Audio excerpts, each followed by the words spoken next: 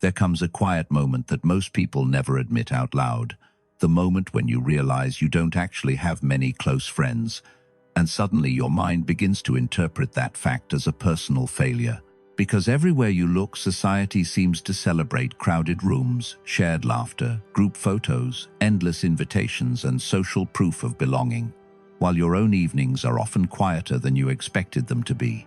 And in those moments, it's easy to wonder what this says about you as a person, because from an early age we are taught that popularity equals likability, that a wide social circle signals competence, and that solitude must be something you fall into when something is wrong, rather than something you choose when something is right. But the Stoics would pause here, because they understood that the discomfort you feel in this realization does not come from being alone.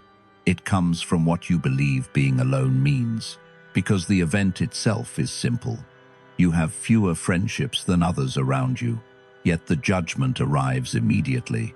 This must mean I am less interesting, less worthy, less socially valuable. And once that judgment forms, your identity begins negotiating with an external standard you never consciously agreed to. And suddenly solitude becomes evidence rather than circumstance. While the modern world reinforces this interpretation constantly, social media in particular trains you to compare social volume as if it were emotional depth, showing celebrations without context, laughter without loyalty, connection without commitment. But Stoicism invites a different question. Not how many people surround you, but how many people actually align with you. Because there is a difference between proximity and connection, between noise and understanding, between being included and being known. Marcus Aurelius himself had access to more companionship than almost anyone in history, yet chose very few individuals for genuine closeness, not because he lacked opportunity, but because he understood that companionship without shared values quietly reshapes your character over time. The Stoics believed that we inevitably become like those we spend time with, absorbing habits, attitudes, and moral tolerances through exposure and repetition. So companionship is never neutral. It either elevates or erodes. And if that is true, then fewer friendships may reflect filtration rather than rejection, selectivity rather than exclusion. Because refusing to maintain relationships with people whose values conflict with your own often comes at a social cost. You may lose invitations, you may appear distant, you may be described as quiet or overly reserved. But what is actually being protected in those moments is alignment, your inner order, your ability to remain consistent with your principles, even when doing so is inconvenient. And this is where many people unknowingly trade integrity for inclusion. They normalize behaviors they privately dislike. They tolerate dishonesty for the sake of belonging. They laugh at conversations they internally reject, all to avoid the discomfort of standing alone. Yet, Stoicism views that discomfort differently. Solitude is not a punishment. It is a byproduct of refusing to negotiate your character for acceptance. And that refusal requires strength, because it means you are willing to experience temporary isolation in exchange for long-term coherence. You would rather be alone than surrounded by people you cannot respect, because you understand that repeated exposure to what you admire elevates you, and repeated exposure to what you tolerate quietly reshapes you in ways you may not notice until much later. So in this first realization, when you notice that your circle is small, do not rush to interpret it as deficiency. Instead, ask what filters you may have already applied without realizing, what compromises you may have declined, what behaviors you refuse to normalize. Because character often narrows social access before it deepens meaningful connection. And what appears to be absence may actually be protection. The Stoics were never concerned with being surrounded. They were concerned with being aligned. And alignment rarely produces crowds. It produces clarity. And that clarity is where this journey begins. Few friends often indicate something most people spend years trying to avoid: genuine comfort with your own company. Because when social noise fades and invitations become occasional instead of constant, what remains is your relationship with yourself. And for many people, that relationship is unfamiliar, even unsettling, which is why silence is quickly filled with distraction, with background noise, with endless scrolling, with conversations that prevent reflection. But when you are able to sit with yourself without immediately reaching outward for stimulation, something different begins to form internally, a life that does not require constant external confirmation to feel meaningful, because solitude exposes what social busyness conceals: your thoughts, your priorities, your values, your unexamined assumptions about success and belonging. And the Stoics understood that people who cannot tolerate their own company often rely on others, not for connection, but for escape. Escape from reflection, escape from self-evaluation, escape from confronting whether their lives actually align with what they claim to value. Epictetus taught that happiness cannot depend on external presence, because anything dependent on others can be withdrawn without warning. And when your sense of worth is built entirely through interaction, absence begins to feel like erosion. But when you cultivate an inner life, interests that absorb you, questions that engage you, goals that direct you, time alone becomes restorative rather than threatening. You begin to notice that your energy returns more easily in silence, that your clarity improves when you are not constantly adapting to social expectations, that your decisions become less reactive when they are not immediately influenced by group opinion. Marcus Aurelius spent countless hours in solitary reflection, not because he lacked companionship, but because he understood that self-command requires distance from the noise of approval and disagreement alike. Solitude allows examination without performance, growth without observation, change without commentary. And this kind of development cannot occur in constant company, because social environments reward consistency with expectation, not consistency with principle. When you are comfortable alone, you are less likely to remain in relationships that drain you, less likely to say yes out of obligation, less likely to tolerate dynamics that compromise your stability simply to avoid silence. Because silence no longer threatens your identity, it supports it. You are not withdrawing from connection. You are choosing when connection aligns with your inner order. And that distinction matters, because dependence seeks presence at any cost, while sufficiency selects presence deliberately. People who fear solitude often maintain social contact beyond compatibility. They invest energy in conversations that never deepen, obligations that never nourish, routines that fill time without providing meaning. But when your own company becomes sufficient, relationships become optional rather than necessary, chosen rather than clung to, and chosen relationships tend to be steadier, less driven by fear of abandonment, less shaped by validation needs, more aligned with shared understanding. Comfort with solitude does not isolate you, it stabilizes you, because now connection is built from desire rather than deficiency. The Stoics viewed this as a form of strength, the ability to remain internally ordered even when externally alone. So if your circle is small and your evenings quiet, consider whether what you are experiencing is not absence, but independence, not rejection, but resourcefulness. Because people who can enjoy their own company rarely negotiate their values to maintain companionship. And that freedom changes how every future relationship is formed. Having fewer friends often reflects something most people only learn through exhaustion: the true cost of meaningful relationships.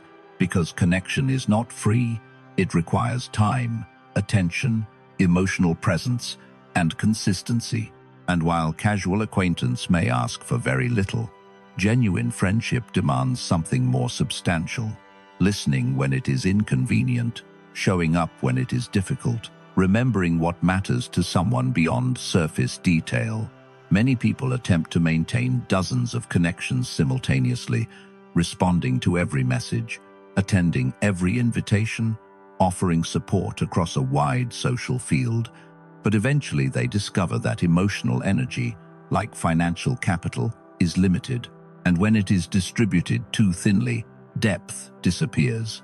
Conversations become repetitive. Obligations replace interest. Presence becomes performance. The Stoics understood that investing wisely applies not only to wealth, but to relationships, because time is finite, attention is finite, and care cannot be authentically divided without consequence.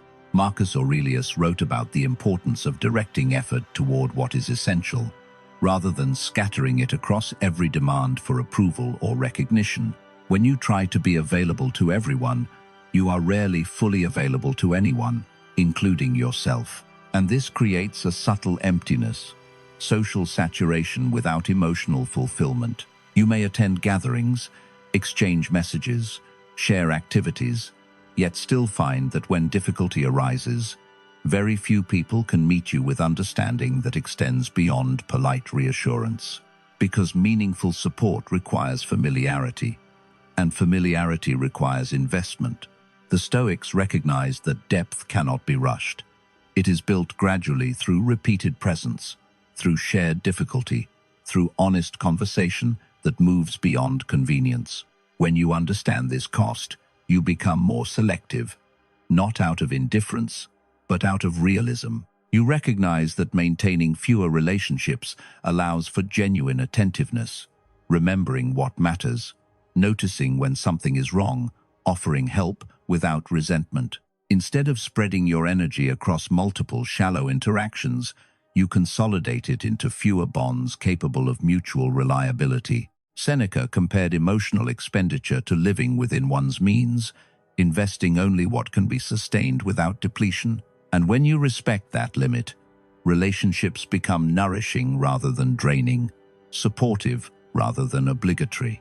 Because you are no longer performing friendship, you are practicing it. You can celebrate without distraction, listen without impatience, assist without calculating whether your effort will be reciprocated across a wide network. And this clarity changes how connection feels. Less like maintenance, more like alignment. People who collect companions often find themselves socially active yet privately unsupported, surrounded by familiarity without understanding. But when your circle reflects deliberate investment, even a few individuals can provide stability that an entire crowd cannot replicate, because meaningful relationships require presence, not proximity, engagement, not enumeration. Understanding this cost reveals practical wisdom. You are not avoiding connection, you are preserving its quality, and in doing so, you become capable of offering the kind of friendship that depth requires, consistent, attentive, and grounded rather than scattered. Fewer connections, when sustained intentionally, often produce more reliability than abundance without attention, and reliability, over time, becomes the foundation upon which trust is built. Having fewer friends can also indicate something deeper, a refusal to perform, because modern social environments often reward charisma over character, volume over substance, appearance over alignment. In many group settings, interaction becomes a kind of stage where enthusiasm is exaggerated, agreement is automatic, and personality is adjusted to match expectation. People learn quickly which version of themselves is accepted and which one is ignored. So they amplify, soften, laugh when something is not funny, agree when something is not true, and gradually construct a social identity that functions well externally, but feels unfamiliar internally. Stoic philosophy viewed this fragmentation as costly because every performance requires energy, and the more roles you maintain, the less stable your sense of self becomes. Seneca warned about the fatigue of living in contradiction, presenting one identity publicly while privately feeling misaligned with it. Over time, that tension accumulates until social engagement becomes draining rather than restorative. When you value authenticity over performance, you remove this duplication. You speak when you have something to say, rather than when silence might seem awkward. You decline invitations that require pretension, rather than attending out of obligation. And while this reduces social accessibility, it increases internal coherence. Because now, your public behavior matches your private values. The Stoics believed that peace begins with this alignment, living according to nature, rather than according to approval. Marcus Aurelius wrote repeatedly about remaining consistent, regardless of environment, because adapting constantly to external expectation dissolves character. When authenticity becomes the standard, some connections naturally fall away, not through conflict, but through incompatibility. People who prefer performance may interpret restraint as distance, or sincerity as disinterest. But what remains are relationships that do not require modification to survive. You are no longer adjusting tone, monitoring reaction, or maintaining a persona designed to entertain. Instead, conversation becomes slower, quieter, more deliberate, and fewer, but more meaningful, because connection now rests on recognition, not impression. This selectivity often appears antisocial from the outside, but internally, it reflects clarity. You understand that relationships built on performance are inherently unstable because they depend on a version of you that does not consistently exist. When authenticity guides interaction, stability follows. You can express disagreement without fearing exclusion, or show vulnerability without risking collapse of the role you were expected to play. This integrity reduces social volume, but strengthens relational depth, because now, acceptance is directed toward who you are, not toward who you appeared to be. Stoicism framed this as success without spectators, improvement that does not rely on observation, connection that does not require approval. Choosing authenticity may narrow your social circle, but it also removes the exhaustion of constant adaptation, and what remains, though fewer, tends to endure, because it is sustained by truth rather than maintained by performance. Having fewer friends often reflects a quiet decision to protect something most people trade too easily: inner peace, because many social environments, especially large ones, carry a predictable level of turbulence, disagreements that escalate, conversations that circle without resolution, expectations that shift without clarity. At first, this activity may feel like engagement, even importance, because emotional intensity is often mistaken for connection. But Stoic philosophy draws a distinction between stimulation and stability. Stimulation captures attention, stability preserves function, and relationships built on constant emotional fluctuation rarely support long-term clarity. The Stoics recognize that exposure shapes equilibrium. The more frequently you engage with conflict, gossip, or unresolved tension, the more your nervous system adjusts to instability as normal. Over time, this reduces patience, sharpens reactivity, and fragments attention. What begins as social involvement gradually becomes emotional obligation. You listen, mediate, reassure, respond, and absorb, until your internal state reflects pressures that are not originally yours. Epictetus emphasized that while external events remain beyond control, participation is often voluntary. You may not determine what others say or do, but you influence how often you remain present for it. When you prioritize peace, you begin withdrawing from interactions that consistently disturb balance, not through rejection, but through recognition. Patterns repeat. Conversations return to the same grievances. Conflicts recycle without progress. And slowly, it becomes clear that proximity is optional. This withdrawal may be misinterpreted because reduced participation can appear as disinterest or even superiority. But Stoicism frames it as conservation, emotional energy allocated deliberately rather than distributed reactively. Fewer relationships often follow because environments organized around volatility require engagement to sustain themselves. Without participation, influence fades. Yet internally, something stabilizes. Thought becomes less interrupted, rest becomes less conditional, decisions become less influenced by external agitation. Marcus Aurelius wrote frequently about selecting surroundings that support virtue, because environment subtly directs perception. Constant exposure to agitation normalizes agitation. Distance restores proportion. You begin distinguishing between genuine difficulty and recurring disturbance, between assistance that resolves and involvement that perpetuates. Peace becomes less of an aspiration and more of a maintained condition. This does not eliminate all conflict, because meaningful relationships require honest disagreement, but it filters unnecessary complication, interactions that consume attention without offering resolution.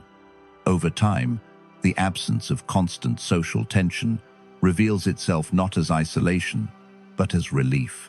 Silence replaces speculation, rest replaces anticipation, clarity replaces reaction.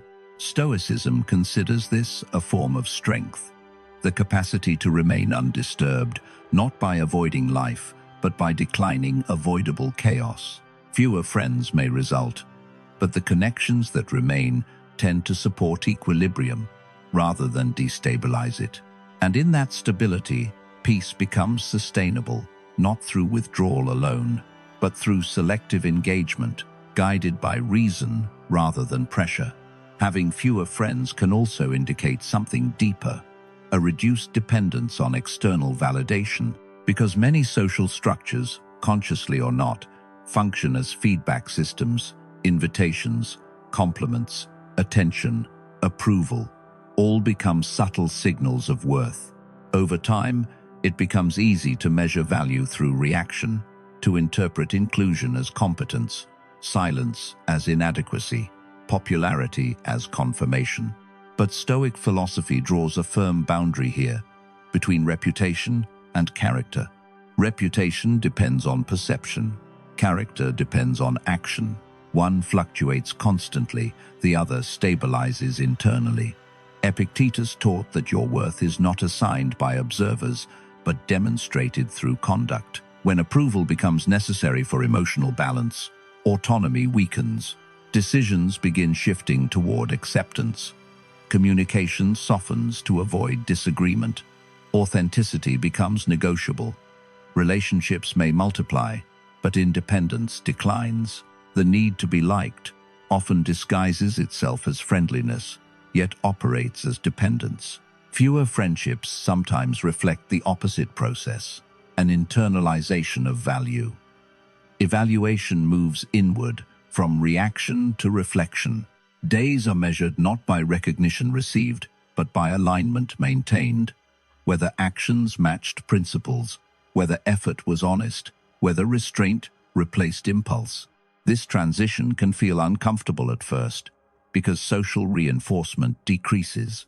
Fewer invitations, fewer affirmations, fewer immediate confirmations of belonging. But internally, steadiness increases. Emotional state becomes less responsive to praise, less threatened by criticism, less distorted by comparison. Marcus Aurelius reminded himself repeatedly that external voices fluctuate with mood, circumstance, and interest, none of which remain stable. If identity is anchored there, identity must fluctuate as well. Internal validation interrupts this cycle. Worth becomes self-governed, not externally negotiated. This alters interaction. Agreement is no longer required for composure. Disagreement no longer implies rejection. You may enjoy companionship without requiring it, appreciate recognition without depending on it. The reduction in dependence also reduces susceptibility to manipulation. Approval and withdrawal lose leverage because equilibrium does not originate from them. Seneca described this independence as freedom, the ability to engage with others without submitting to their judgment. Fewer friendships may follow, because relationships based primarily on validation exchange weaken when approval is no longer needed. Yet the remaining connections tend to rest on compatibility rather than reassurance. And compatibility sustains more reliably than popularity. Stoicism interprets this as maturity, the shift from seeking confirmation to maintaining conviction. Internal validation stabilizes perception. Decisions align more consistently with principle. Boundaries hold without explanation. You act, not to preserve image, but to preserve integrity. In this way, reduced reliance on external approval becomes not a limitation, but an adjustment, one that narrows social breadth while strengthening personal center. Fewer friends, perhaps, but greater independence. And independence supports clarity far more effectively than applause.